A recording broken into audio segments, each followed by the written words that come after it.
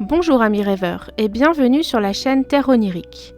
Aujourd'hui, je vous propose un petit tour dans l'histoire de France avec l'énigme de l'homme au masque de fer, ce prisonnier mystérieux qui aurait eu interdiction de révéler son identité à qui que ce soit, à qui on aurait mis un masque pour que personne ne puisse le reconnaître et qui a été un symbole de l'absolutisme monarchique pour Voltaire. La vidéo risque d'être un peu plus longue que d'habitude vu la masse de contenu qu'il y avait à y aborder. J'espère que ça vous plaira tout de même. Vous êtes prêts ? Eh bien dans ce cas, bon voyage !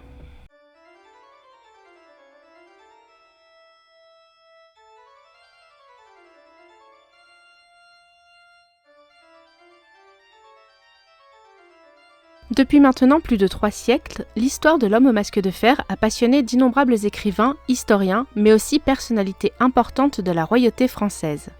C'est également l'un des plus grands mystères de l'histoire de France, puisqu'à ce jour encore, nombre d'historiens débattent pour déterminer l'identité de celui qui a été caché sous ce masque.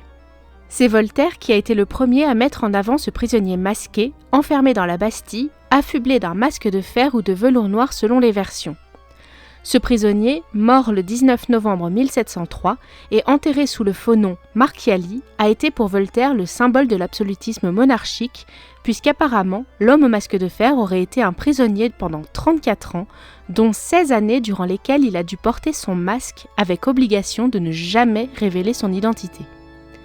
Certaines personnalités contemporaines à Voltaire ont avancé que cette histoire était une invention de Voltaire afin de discréditer la monarchie.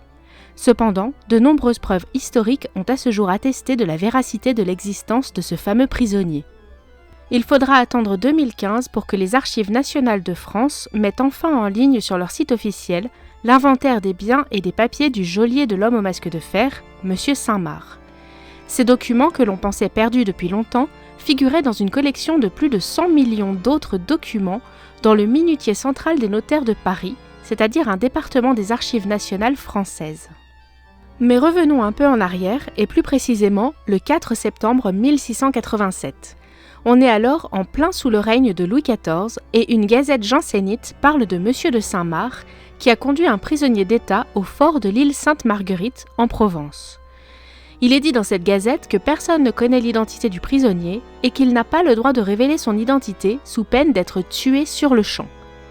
La Gazette dit également que le prisonnier a été déplacé à bord d'une chaise à porteur et qu'il portait un masque d'acier sur le visage. Saint-Marc lui-même assurait que ce prisonnier était depuis très longtemps enfermé à Pignerol, mais aussi que ce prisonnier était en fait quelqu'un que tout le monde croyait mort alors qu'en fait il ne l'était pas. Il semblerait que ce prisonnier au masque de fer accompagnait Monsieur de Saint-Marc dans toutes ses mutations, puisque dès que le geôlier était affecté à la gouvernance d'une nouvelle prison, son prisonnier masqué était également transféré. Voltaire va consacrer une partie du chapitre 25 de son livre « Siècle de Louis XIV » à ce prisonnier masqué. Selon lui, il aurait été arrêté en 1661, année de la mort de Mazarin. C'est également Voltaire qui donnera une description du fameux masque qui aurait eu une mentonnière à ressort d'acier permettant au prisonnier de pouvoir manger et boire tout en portant son masque. Voltaire affirme également que le prisonnier était traité comme une personne de haut rang, comme s'il avait été un noble ou une personne de la cour royale. Alors je vais juste un instant m'arrêter sur le masque en lui-même parce qu'il est très important de mentionner qu'il est absolument impossible que cet homme, quel qu'il soit, ait pu porter 24 heures sur 24 un masque sur le visage et ce pendant 16 ans. Les historiens sont unanimes sur ce fait, puisqu'il est physiologiquement et médicalement impossible, dans les conditions d'hygiène adéquates, de vivre ainsi pendant 16 ans. Ne serait-ce que pour la repousse des cheveux et de la barbe qui n'aurait pas pu se faire correctement, ou la peau elle-même qui aurait été couverte de plaques et de boutons si elle avait été ainsi enfermée. C'est pourquoi de nombreux historiens pensent que le prisonnier ne portait ce masque que lorsqu'il devait être vu et pendant ses transferts. Revenons en 1703, année de la mort du prisonnier au masque de fer. Ce qu'on sait, c'est qu'à l'époque même des faits, peu de gens semblaient se soucier de cet homme et de ses conditions de détention. On sait également que ce prisonnier a bel et bien existé et que son identité était secrète, et seul Monsieur de Saint-Marc était apparemment au courant de son identité. La question désormais, c'est de savoir qui était encore dans la confidence après la mort du prisonnier. Il semblerait que Louis XV en ait été informé, mais Louis XVI, ayant mandaté son Premier ministre pour faire des recherches à la Bastille sur ce prisonnier, semble ne pas être au courant. La grande question demeure quant à l'identité de ce prisonnier. Comme je vous l'ai dit, ses conditions de détention, hormis le masque, semblent démontrer que c'était une personne de haut rang, et c'est pas moins d'une 60aine de noms qui ont été avancés comme possibles porteurs du masque de fer. Alors bien entendu, je ne vais pas m'arrêter sur chaque piste, déjà parce que bien des historiens l'ont fait avant moi, mais aussi parce que certaines pistes sont absolument farfelues. Sans compter que je ne compte pas faire une vidéo qui dure des heures non plus. Je vais donc m'arrêter sur les hypothèses qui ont été les plus retenues ces dernières années, et attention, je ne prétends pas avoir la réponse absolue, ni apporter la vérité avec ma petite vidéo sans prétention. Je vous avance juste des faits, à vous de vous faire votre propre opinion. L'une des thèses les plus retenues serait celle du jumeau caché de Louis XIV. Thèse avancée par Voltaire tout d'abord, puis reprise par Alexandre Dumas et par Marcel Pagnol ensuite. Donc cette théorie avance que la reine Anne d'Autriche, femme de Louis XIII, aurait mis au monde des jumeaux et que l'homme au masque de fer serait celui qui est né en second. Seulement voilà, la vie d'un roi est publique de sa naissance à sa mort, et donc la reine accouche devant un public. Pour beaucoup d'historiens, la thèse du jumeau semble très improbable, puisqu'il aurait été impossible de cacher une double naissance devant autant de témoins. En regardant la généalogie des rois de France, on remarque que la naissance de jumeaux n'était pas impossible, puisque de nombreux jumeaux sont présents chez les Capétiens, les Valois, les Bourbons et les Orléans. Donc, bien que peu probable, la possibilité d'un jumeau à Louis XIV a longtemps attisé les rumeurs. D'ailleurs, certains pensent qu'à un moment de son règne, le fameux jumeau a pris la place de Louis XIV pour régner à sa place. Une belle théorie conspirationniste comme on les aime. Un peu dans la même idée, Voltaire aurait aussi avancé l'hypothèse que la reine Anne d'Autriche ait pu avoir un autre enfant, possiblement hors mariage, avant la naissance de Louis XIV. Cet enfant aurait alors été caché avec l'aide de Mazarin.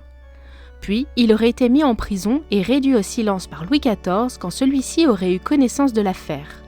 On verra un peu plus tard d'autres faits qui vont dans le sens de ce frère aîné. La seconde grande théorie autour de l'identité de l'homme au masque de fer est que ce serait Nicolas Fouquet, alors surintendant des finances, tombé en disgrâce après avoir mécontenté le roi. Ce qu'on sait, et qui est avéré, c'est que Nicolas Fouquet a été mis aux arrêts à la prison de Pignerol en 1665. Fouquet serait mort en 1680, à l'âge de 65 ans. D'après les théories, Fouquet ne serait pas mort ce soir-là, et ce serait une mise en scène pour éviter sa libération. Saint-Marc n'aurait jamais complètement attesté de sa mort et lui aurait alors demandé de cacher son identité sous le masque de fer. Seulement voilà, si vous faites le calcul, en 1680, Fouquet avait 65 ans. L'homme au masque de fer est mort en 1703.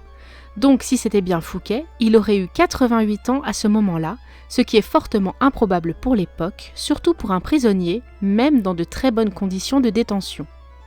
Et enfin, la dernière piste que je voulais vous présenter était celle d'un certain Eustache d'Angers, qui a été arrêté en 1669 et enfermé à Pignerol auprès du geôlier Saint-Marc. Il semblerait que cet homme n'était qu'un simple valet qui aurait été mis au service de Nicolas Fouquet pendant sa détention. Eustache d'Angers aurait été mis aux arrêts par le roi lui-même au travers d'une lettre de cachet, et l'hypothèse avancée serait qu'il avait connaissance de secrets d'État. Seulement voilà, l'identité même d'Eustache semble elle aussi mise à controverse. Les historiens ont rapproché son histoire avec celle d'Eustache Auger de Cavois, fils de François de Cavois qui était capitaine des mousquetaires de Richelieu. François de Cavois avait plusieurs enfants, mais on va s'arrêter un instant sur Eustache et Louis, deux de ses fils qui, selon les rumeurs, ressemblaient énormément au roi Louis XIV. Plusieurs historiens ont avancé l'hypothèse que François de Cavois aurait été l'amant de la reine Anne d'Autriche et qu'elle aurait eu 2 fils avec lui. C'est là qu'on rejoint la thèse du frère aîné. Eustache était celui des 2 qui ressemblait le plus à Louis XIV et il aurait pu être arrêté pour cette raison. Bon, maintenant on va parler de Saint-Marc lui-même. Saint-Marc était un geôlier à qui on avait toujours confié des prisonniers prestigieux. Seulement voilà, juste avant qu'il prenne ses fonctions à la Bastille, il venait de perdre ses 2 derniers prisonniers prestigieux. Donc Fouquet, qui venait de décéder en 1680, et le marquis de Puy-Gillem, qui a été libéré en 1681. L'historien Jean-Christian Petit-Fils avance alors que Saint-Marc aurait lui-même créé la légende de l'homme au masque de fer. Il aurait fait d'Eustache d'Angers, ce prisonnier prestigieux et masqué qui n'aurait pas le droit de dévoiler son identité. Ainsi, Saint-Marc aurait simplement voulu continuer à se valoriser en créant de toutes pièces un prisonnier encore plus prestigieux que Fouquet lui-même. À ce jour, c'est la thèse de Petit-Fils qui est largement validée par les historiens.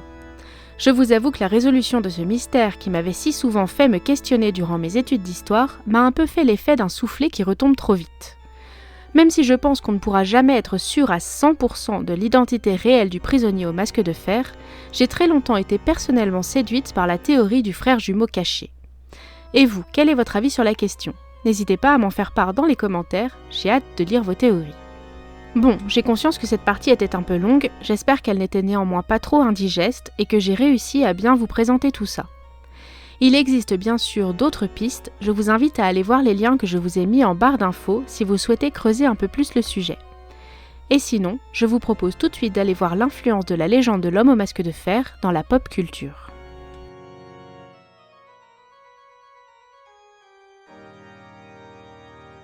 Selon la page Wikipédia, de la première moitié du XVIIIe siècle jusqu'à quasiment nos jours, plusieurs milliers de livres et d'articles de presse, 200 ouvrages, 3 colloques internationaux, une vingtaine de romans, 7 pièces de théâtre et 16 films de cap et d'épée ont été consacrés à l'homme au masque de fer. Vous vous douterez donc bien que je ne vais pas tout aborder dans cette partie. Comme toujours, j'ai fait des choix parmi les références que je connais le mieux, et comme toujours, dans le but de vous présenter peut-être des choses que vous ne connaissez pas et que vous aurez envie de découvrir. Avant de commencer, je vais juste glisser ici un reportage qui date de 2008 et qui a été un peu le cœur de mes recherches pour cette vidéo. Il s'agit du documentaire « Qui se cachait derrière l'homme au masque de fer » dans le cadre de l'émission Secrets d'Histoire présentée par Stéphane Bern. Ok, je vous vois sourire. Le reportage est dispo en intégrale sur Dailymotion et si ça vous intéresse, je vous ai laissé le lien en barre d'infos si jamais vous souhaitez aller voir un peu plus de pistes qu'il propose et notamment l'intervention de Jean-Christian Petit-Fils pour la théorie sur Eustache d'Angers. Et sinon, on va aller du côté du cinéma avec le film de Randall Wallace, L'homme au masque de fer, sorti en 1998, avec pléthore d'acteurs connus, dont Leonardo DiCaprio, Jeremy Irons, John Malkovich, Gérard Depardieu et Gabriel Byrne. Alors ce film, si vous voulez de la réalité historique, surtout passez votre chemin. Par contre, si vous voulez passer un bon moment devant un film de cap et d'épée, vous serez servi.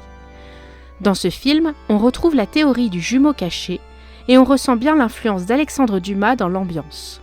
Ici, DiCaprio joue le rôle de Louis XIV et de Philippe, son supposé jumeau. Le scénario ne casse pas 3 pattes à un canard, mais il a le mérite d'être plutôt beau, tant par ses décors, ses costumes et le jeu des acteurs qui est plutôt convaincant. Côté cinéma français, le film Astérix et Obélix contre César en 1999 fait un petit clin d'œil au masque de fer puisque lorsque Jules César se fait arrêter, on lui met un masque de fer. Dans ce film, Obélix est joué par Gérard Depardieu et il me semble que c'était aussi un petit clin d'œil à son rôle de Porthos dans le film précédent. Dans le film, on voit Obélix qui retire le masque à César en le cassant au niveau des yeux. On va un peu du côté des mangas, puisque dans One Piece, le personnage de Sanji a été mis à l'écart de ses jumeaux par son père quand il était petit, puisque celui-ci le jugeait indigne de son titre de prince. Sanji a été enfermé dans un cachot et on lui a mis le fameux masque de fer. Dans le manga Berserk également, on retrouve le personnage de Griffiths qui a été enfermé pendant 1 an et qui ne portait alors que son masque en forme de tête de faucon. C'est ici aussi un clin d'œil à la légende de l'homme au masque de fer. Pour les jeux vidéo, c'est dans Assassin's Creed Unity que l'on retrouve une allusion au masque de fer. Dans cet opus, le personnage principal appelé Arnaud va récupérer le masque de fer qui aurait appartenu aux frères bâtards de Louis XIV. Le masque était gardé par une secte dans une salle secrète. Et pour une fois, je vais vous conseiller 3 livres ou romans, avec tout d'abord le livre d'Alexandre Dumas intitulé « Le Vicomte de Bragelonne ». Je vous en ai déjà parlé dans la première partie, ce roman reprend la théorie du frère jumeau du roi. Sachez également que ce livre a été adapté en comics par les studios Marvel. L'adaptation est plutôt fidèle au livre et en plus on y retrouve la qualité des dessins Marvel. Si le cœur vous en dit et que vous aimez sa plume, il y a également le livre de Marcel Pagnol, intitulé tout simplement « Le masque de fer ».